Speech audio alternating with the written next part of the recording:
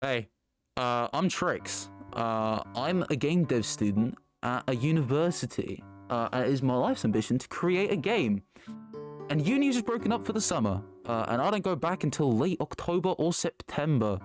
I don't really know, and I don't really care, because I want to play WoW. But something that's always been in the back of my mind is World of Warcraft. Yay, the most popular MMO of all time. You can't be a game dev student without playing the most popular MMO of all time, right? I thought this would be a good use of my time. I didn't realize how much time WoW takes. I'm currently like 10 hours or 15 hours into my WoW character.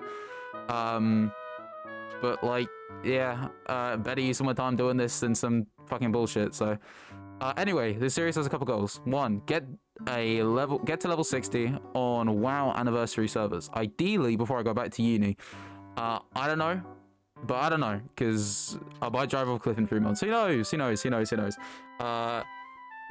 I do want to get to level 60 regardless of the time. Getting to do it before I go back to uni is just grand. If I do, great. If I don't, die. I don't know. But the next one is to get to 100 followers on Twitch. I'm going to be streaming all of my gameplay, and all of this gameplay that you're currently seeing was streamed on my Twitch. I got one viewer. He was very kind, and I want to get more, so I'm plugging it here. If you want to see any of the gameplay, it will be streamed. The previous streams might still be on my Twitch, depending on when this video gets uploaded. I might make a VOD channel, who fucking knows. If you want to see the link, it will be in the description.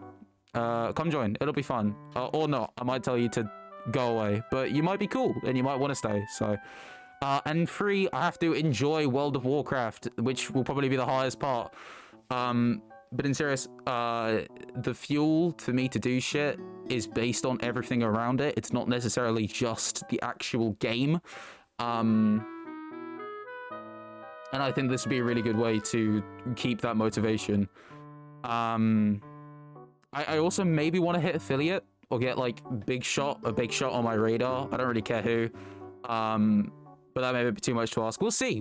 Maybe this will get like 100 views, and we might get someone to see it. The series is mostly inspired by Jimmy. I might put his picture there. Shout out. You get the person with 1 follower to get your fucking shout out. You'll be rolling in money. Great. I loved his WoW videos and wanted to give it a shot. I can't tell you that this is going to have the same editing, because fuck me, that looks like it takes a lot of time to make those videos. But we will see. And I know that I'm not going to be playing on hardcore, but at the very least, Jimmy had like multiple years of RuneScape knowledge. I've never played an MMO in my fucking life, because before I went to uni, I had a life, and now I don't have a life. I just learn about video games and dumb shit. So here we go. I'm playing with add-ons like WoW Pro. I thought they would just make the whole experience a little smoother for a new player like myself, and some other quality of life stuff, but like AH stuff, but you know, it's nothing that's gonna like play the game for me. And with that, we start our run. I fucked up the first stream's audio. I didn't realize until after the stream, so a lot of my voice is in it. And gameplay may be a little scuffed or just gone altogether. I'll let you know when the second stream starts, so we can transition to it, because I think I did change like a few of the settings. Yeah. Enjoy the video. For my character, I decided that I'd be playing a human mage, truly the most vanilla you can get for an MMO besides playing a fighter, but hey ho. The mix of survivability with frost magic and a later AoE effects made it feel like the best course of action. I pick up the name Trix TVYT and we begin an adventure. We accept the first few quests in the starting area and I'm told to kill some of the wildlife. Quickly dispatching them with fireballs, we head back to turn them in and get some more quests. Next, we are told to kill some of the local ruffians, collecting their bandanas and later being ordered to murder their captain. Quickly, I am realizing that although mages can deal decent damage, the mana can fuck me over a lot if I'm ill prepared. Also, it may just be me, but I get these bandanas insanely quickly. I've only played a little bit of Era WoW, and I swear this quest took like 4 times the amount of time. I get ganked a few times, but luckily I don't die, and I'm able to not have too much trouble. We also grabbed some wine from Millie that the gang have stolen. These early missions are pretty boring and simple, so I'm going to be pretty quick with describing them. With that, we now head over to the Goldshire, one of the most iconic towns in all of WoW because of the lovely Lion's Pride Inn, which was completely dead. We hand over some of the letters and other requests and grab all of the quests we can. With that, we head over to the local mine, being told that they are having an infestation, and we are tasked with killing a few of them. But before that, we have to settle some family disputes. Auntie Bernice wants to find her lost necklace, saying that Billy knows where it is. We head over there and are asking the kid what happened to it, only for him to tell us he wants a pie. I really am just a maid for these people, aren't I? Anyway, I don't get a choice and I need the XP, so reluctantly agree and kill some boars for the meat. Billy says that he saw a rat steal it after dropping it by the mine. Cool, we can knock 2 birds with one stone. I head over there and start destroying the populace, definitely without dying in the process, losing around 5 minutes, having to run back and revive myself. God, I love WoW. We tried to kill Goldtooth, but have to wait a while as he needs time to respawn as other players are killing him and refuse to party. Yay. Takes a while, but we managed to get everything we need from the miners. We leave the cave and I'm now tasked with helping a lovely couple reunite with each other. Sadly though, their families hate them and they need to sneak out, so the only logical solution is to create an invisibility potion. The only way to do that is to head over to Goldshire. No worries because we have a few quests we need to hand in, but are told we need help from local fish people. Luckily for us, a nice levered player sees me struggling and helps me kill a few, speeding up the process. Along the way, we need to head over to Jasper Lode Mine to kill more of those pesky miners. I don't think these guys are really hurting anyone, but who am I to deny a paid-for killing? Heading further east, we talk to guard Thomas, who tells us that he is afraid that one of his companions hasn't been seen for a while, and wants us to try and find him. While in the area, we're also tasked with killing even more of the local wildlife and gathering some wood for a lady called Raylan. Quickly dealing with them and grabbing the wood, we head back west to deal with even more ruffians and kill Princess. Bit of an extreme measure for a pig that was just eating some of your crops, but I get paid either way. Not after dying the first time though. Luckily, a local player doesn't mind helping me out and we get her second try. This is when the second stream starts. The first stream was about 2 hours long, while the second was around 5. So I'll let you know when this stream finishes again. I'll try and add more live clips of my reactions or actually speaking from here out, rather than just relying on, you know, this. We head back to the town in the east to give Sarah the bandanas she asked for, in return receiving a shirt and scarf made out of them. With that, we are now going to search for the lost guard that Thomas wanted us to find. On a riverbank just north of here, we find only what's left of him is his mangled corpse. We interact with it and find webbed tracks. Realizing that these are the same as the fish people we killed earlier to get the kelp for the invisibility potion, we head further down the river to find them. With help from another player, we kill the ones we need to and find the soldier's sword. With that, we now have enough evidence for what happened to him and we return to Thomas. We tell Thomas the situation and he thanks us for our help and asks us to report to a man called Grind Stoutmate. Now done with the area for now, we need to head back to Goldshire. Thinking that I had set my home to Goldshire, I decided to use my Hearthstone to save myself the walk back, but ended up teleporting myself to the starting area instead. Bit of a waste of the Hearthstone, but not the biggest deal of all. Actually, we use the Hearthstone. Save 800 meters of walking. Any day, do you know it's gonna take you away? Oh, didn't pay me to go. Oh, I'm an idiot. I've got to set my home. Once we make it there, we hand in any quests we need to and head over to the Mage trainer. I'm missing a few things and they will definitely come in handy. Polymorph is an incredible spell, practically giving us 20 seconds to get our head straight or deal with another enemy. Originally, I thought we were going to get Frost Nova at this level, but we're going to have to wait till level 10 for that spell. Frost Nova lets us freeze enemies in an area around us, letting us get some distance, or deal damage while we are out of range for them. Now closing in on most of the quests in Elwyn Forest being finished, we head further west to talk to Deputy Reiner. We hand in a quest and he tells us about a bounty on the gnolls that he wants us to complete. We're going to need to get 8 of their armbands as proof. Also, in the area is their leader Hogger. He can be a pretty tough fight if you aren't prepared or have a decent strategy. Pull too many of the surrounding mobs and you are good as dead. He deals a decent chunk of damage, so you have to keep your distance too. If I had Nova and some talents, I could probably do this by myself, but I'm not so sure at my level. I decided I would give it a shot and see what happens, but luckily for me, I didn't even have to try. Want to help me kill Hogger? Yeah! Together, brother! We shall work together in unison and kill that foul beast. He's into it, yeah, hell yeah.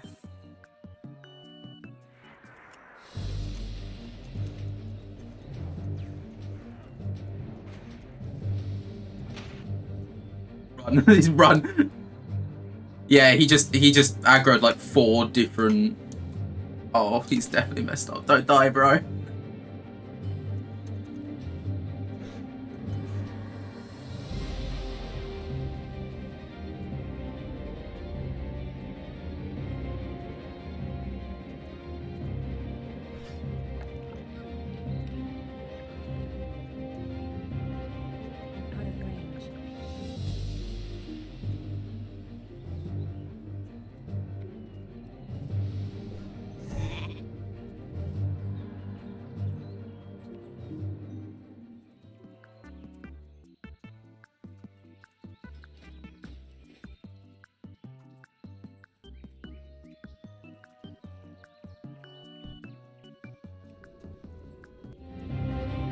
Oh god, he's still aggroed! How is he still aggroed?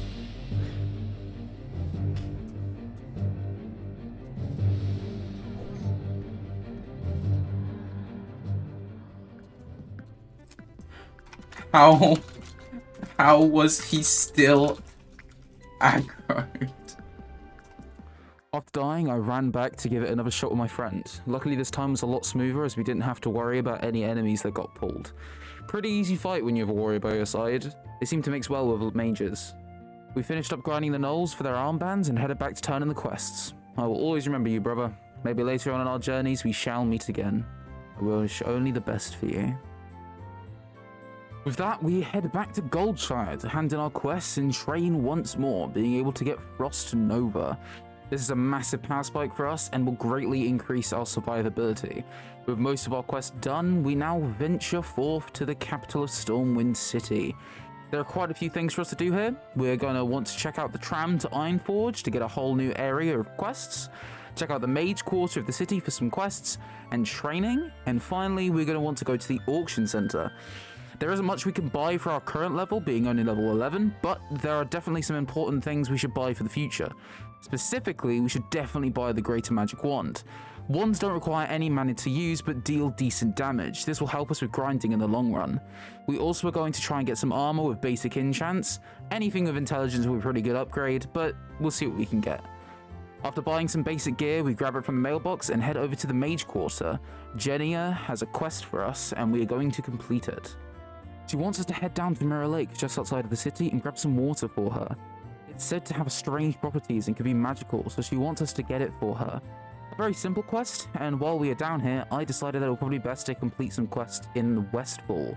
I don't plan on doing a lot of these quests just yet, as I could do with a little bit of grinding first, but they will be helpful for me in the future. We head down to the local town and meet Thor, the Griffin Master of the area. He's going to let us fly to Stormwind from here and unlock the early game equivalent of fast travel, saving us a ton of time in the long run. We fly over to Stormwind to hand over a package Thor wanted us to give, and head back over to the Mage quarters for Jenna. We get a staff as payment and we are on our way. Next, we are on our way to Ironforge, the starting zone for dwarves. Luckily for us, we are still at a low enough level that we can still benefit from a lot of the quests in the area. We take the tram down to the city and interact with the Griffin Master to get the fast travel location. Heading south, we find ourselves in a local village where we accept a handful of quests, none being all too important or noteworthy as we are just here to get the XP. First off, we need to head over to the local cave to kill some Wendigos for their hides. We are pretty over-leveled for these quests, but it definitely took me a little longer than I'd like to admit that they were resistant to frost magic, so I changed to using firebolts instead. After getting all the pelts we need, I head across the street to grab some ammunition from a local crate to give to a gnome and head over to give it to him. We then head further west to grab another quest and start grinding some gnomes. We need to get their cogs to hand over to a dwarf so that they can complete their machine. This one took a little longer as the level difference was a bit smaller and I was competing with other players for a small drop chance item. Once we have all the cogs, we can now return to the town and get all of our quests handed in. We are skipping a few quests along the way, but the XP loss isn't too detrimental and saves us a decent amount of time. Next up, we need to go and kill an elite enemy called Vagash. Vagash is the Hogger equivalent for this section of the map. A beefy, strong opponent who can dish out a decent amount of damage. Luckily though, we actually have a few tricks up our sleeve that we can use. We also don't have to worry about any other mobs getting pulled in, like in the Hogger fight. Because of the way his pathing works with these fences over here, we can juke him around and not have to worry about taking any damage. It can be a little thickety to get him into this place, but once he's there it shouldn't be an issue. Unless he despawns teleports back to his starting location. We head back to re-aggro and encounter a group of 2 players who are killing them. I ask if they wouldn't mind waiting for a few seconds, and they oblige. We quickly dispose of the boss, and we go our separate ways. Thank you, friendos, but you'll never be my brother. Next up, we head over to a local quarry who are having some infestation issues. I agree to kill some of them for them. Pretty simple quest, it's just a number rather than gathering an item.